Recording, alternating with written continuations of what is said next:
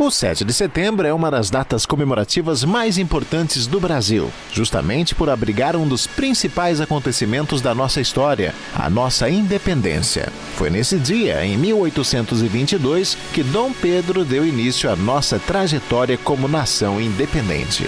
Vamos saber mais sobre isso? Pois é, a independência do Brasil aconteceu em 7 de setembro de 1822, quando, supostamente, Dom Pedro, futuro Dom Pedro I, proclamou o grito da independência às margens do rio Ipiranga, na atual cidade de São Paulo. Com isso, o Brasil rompeu sua ligação com Portugal e consolidou-se como nação independente. A independência foi resultado de um processo de desgaste nas relações entre os colonos brasileiros, sobretudo da elite, com Portugal. Isso teve relação direta com a Revolução Liberal do Porto de 1820. Mas podemos considerar que tudo começou com a transferência da família real portuguesa para o Brasil em 1808. A transferência da família real foi uma consequência da era napoleônica e motivada pela invasão de Portugal pelas tropas francesas. A mudança da família real portuguesa para o Rio de Janeiro foi, portanto, uma fuga. Após se instalar no Rio de Janeiro, foi iniciado o que ficou conhecido como período joanino. Esse nome faz referência a Dom João VI, regente que esteve à frente de Portugal e só se tornou rei português a partir de 1816. Aqui no Brasil, Dom João VI realizou uma série de medidas que contribuiu para a modernização do Brasil, promovendo desenvolvimento econômico e florestamento cultural e artístico. Duas medidas de destaque foram a abertura de portos, em 1808, e a elevação do Brasil à condição de reino, em 1815. Com essa última medida, o Brasil deixou de ser uma colônia e tornou-se parte do reino português. Essa situação, no entanto, desagradava a muitos em Portugal. Assim, em 1820, estourou a citada Revolução Liberal do Porto. Essa revolução mobilizou a elite de Portugal pelo desejo de reformas no país, que incluíram o retorno do rei para Lisboa.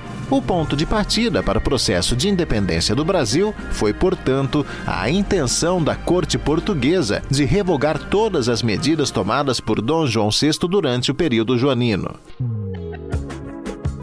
Foi por causa da possibilidade de recolonização do Brasil que o nosso processo de independência iniciou-se. A elite econômica do país, nesse caso a elite do Sudeste, não aceitava essa possibilidade, porque afetaria seus interesses econômicos. Negociações estenderam-se durante 1820 e 1821.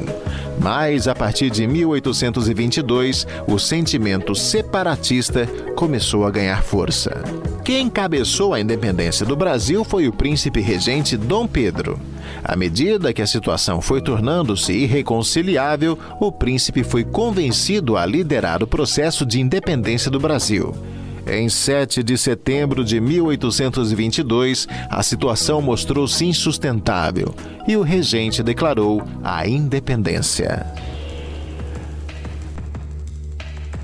A proclamação foi feita por Dom Pedro I às margens do riacho do Ipiranga, em São Paulo.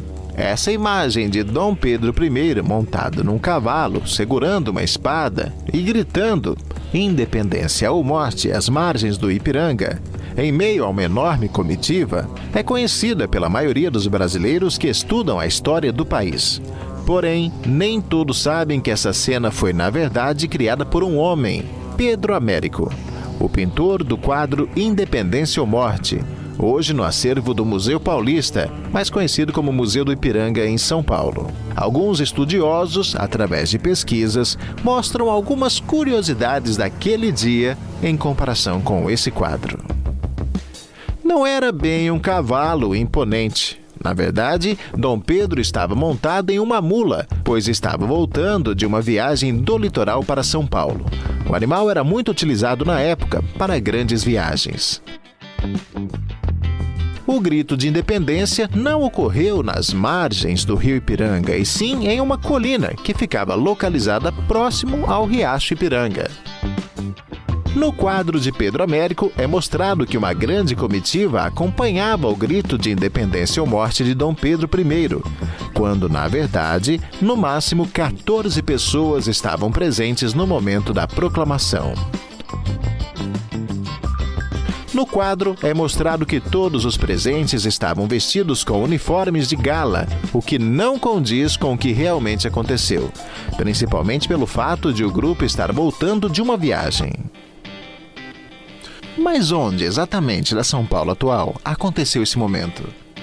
A partir dos anos 1910, essa área de São Paulo sofreu muitas mudanças, como a canalização do Riacho do Ipiranga. Um dos palpites é que ele tenha acontecido onde hoje fica o Parque da Independência. O Museu do Ipiranga, também ali, abriga outra pista, nesse famoso quadro Independência ou Morte, de Pedro Américo, que foi produzido entre 1886 e 1888. Ele inclui, num canto da imagem, uma residência parecida com a Casa do Grito, que ainda hoje está preservada no parque. Por mais que vários detalhes da tela sejam idealizados, o pintor fez uma boa pesquisa de campo e não teria por que criar o imóvel do nada. Mas voltando à nossa história da independência, é importante dizer que o nosso processo de independência não foi pacífico, uma vez que houve resistência, o que resultou em batalhas em locais como Bahia, Pará e Cisplatina, atual Uruguai. As tropas ditas brasileiras venceram e conseguiram subjugar os movimentos de resistência. Portugal acabou reconhecendo nossa independência em 1824, depois que os ingleses mediaram um acordo entre brasileiros e portugueses. O Brasil, como nação independente, organizou-se como uma monarquia e Dom Pedro foi aclamado e coroado como imperador do Brasil. Assim, a partir de 1822, ele começou a ser chamado de Dom Pedro I.